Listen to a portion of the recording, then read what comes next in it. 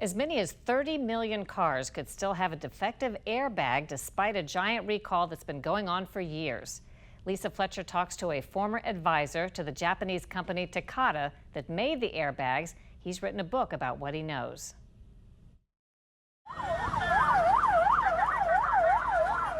The massive explosion that leveled part of the Lebanese capital Beirut in early August showed the immense destructive power of ammonium nitrate, a highly explosive chemical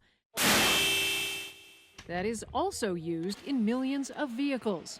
It's the power behind airbags that have saved countless people from serious injury, even death. But there's a problem with millions of them made by the Japanese company Takata. Lawyer Jerry Cox has spent years working on Capitol Hill, often involved in automotive safety legislation. Takata decided that they wanted a bigger share of the market and that they could get that by making cheaper airbags.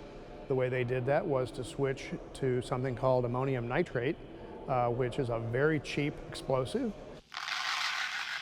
That decision did save money and raise profits, but it was also disastrous. The chemical can degrade over time, especially when exposed to high heat and humidity, making it burn too fast and blow apart the metal canister designed to contain the explosion. When Takata's North American executives realized the scale of the problem, they hired Cox to work with them. He says he tried to convince company leaders in Japan that it was time to come clean. And so they hired me to help try to persuade the owners of the company in Japan to be honest about it and to stop making airbags with ammonium nitrate in them and to recall and replace all the millions of units they had already put out in people's cars. What was the reaction from Japanese executives when you suggested that they take an aggressive approach toward public safety and recall of the inflators? The Japanese theory for any kind of a problem like this is if it stinks, keep a lid on it. And as 2014 went on, it became more and more apparent that, at least to the American executives, it became more and more apparent they were not going to be able to keep a lid on it. And while executives in Japan fought to keep the problem secret, according to Cox, drivers in the United States continued to be injured and killed. Way high, ready? Drivers like Corey Burdick, whose 2001 Honda Civic stalled at an intersection and was hit at low speed by another car. The impact triggered the airbag and sent a 3-inch piece of metal into his skull. It was like a millimeter away from my brain, so it definitely could have killed me. Worldwide, at least 25 deaths and almost 300 injuries have been linked to Takata airbag inflators. This is a partial list of the people who were killed. Cox has now written a book about what he knows. In it, he describes how Takata got what he calls a sweetheart deal from the government at the time, allowing the company to replace defective inflators with new ones using the same chemicals, but with an added ingredient. They are claiming that a desiccant, a drying agent that was added to those inflators, is going to keep them from blowing up. We're talking about the replacement airbags.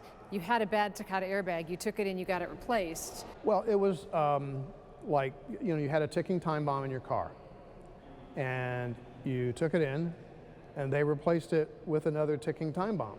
But it was a newer ticking time bomb on the theory that it'll take longer for it to blow up and kill you. And I don't call that a fix. One of the people who helped negotiate the deal on behalf of Takata was American lawyer Stephen Bradbury. In 2017, he was nominated by President Trump to serve in the Department of Transportation, and late last year, he became the acting Deputy Secretary of Transportation. So the attorney who did the deal for Takata is now the number 2 at the Department of Transportation. Right, that means that the person who negotiated the sweetheart deal is in charge of deciding whether to enforce even that deal or not. And so far, the answer has been not. Bradbury declined to be interviewed for this story. In a statement, the National Highway Transportation Safety Administration says he has recused himself completely from any Takata-related matters. As for the newer Takata inflators that still contain ammonium nitrate, but with an added drying agent, the government earlier this year announced it wouldn't recall them, a decision Cox says was taken without consulting the engineers who designed the devices. If you want to know whether those are safe or not, whether they're really any different from the ones that are now far enough along that they're a clear and present danger to people. If you want to know whether those are safe or not, you should ask the people who designed them. NHTSA says to date, it hasn't received a single report of a field incident associated with a desiccated inflator due to propellant degradation. It goes on to say if these inflators show signs of degradation such that they present an unreasonable risk to public safety, NHTSA will not hesitate to act. Takata, the company at the center of this, filed for bankruptcy in 2017. The following year, it was sold and rebranded as Joyson Safety Systems. We're years down the road now with Takata. It triggered the largest recall in U.S. history. Why is it important to keep blowing the whistle now? Because people will die. It's really simple. You're going to see, and there are official estimates, between 1,000 and 2,000. I think it's probably going to be more like 3,000 people who are going to get blasted by these things in the next few years.